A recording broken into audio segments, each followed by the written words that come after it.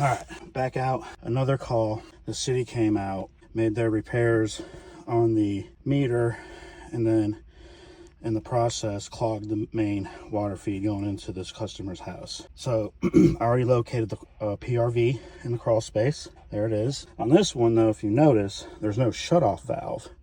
So there's no way to isolate this line without cutting the meter off at the street. So what I'm gonna do is I'm gonna cut this out. I'm gonna install a ball valve, isolate it, then I can cut the meter back on at the street, and then I can go ahead and flush this line out, install a new PRV, and then the customer should have water back restored to her house.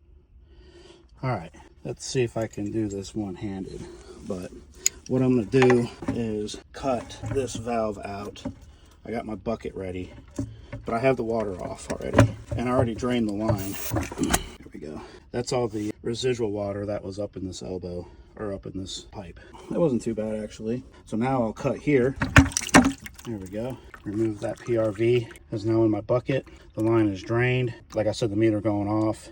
So I'm gonna install a ball valve, and then once that ball valve is installed, I'll cut it off and I'll cut the meter on up at the street, and I'll be able to flush this line out a little better. All right, I got my ball valve back on, got it crimped on, water's back on. I already flushed it out in the bucket. This is called Durapex. This pipe here, this maroon pipe, it's notorious for getting pinhole leaks. And the reason I was told it gets pinhole leaks so much is because it doesn't really have a good chlorinated barrier built into the line. And so what happens on city water is chlorine will get in the line and it'll eat away at it, and you'll get weak spots, and then you'll start getting pinhole leaks.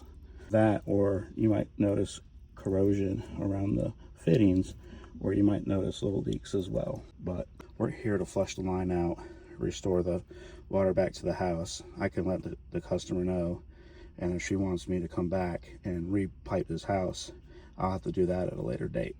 All right, I got us connected back up. Like I said, I put in a new ball valve, ran a piece of PEX up to the PRV, following the arrow going to the main water feed that goes throughout the house. I have the water back on. So now what we got to do is go in the house. We got to make sure that we're getting water through all the fixtures, but water's back on, no leaks. All right, we're back in the house. Got the kitchen sink running, it's running good. Go over to the bathroom sink's running. Flush the toilet, it's filling up. Pressure remains the same in the bathroom sink, and the kitchen faucet's still running too.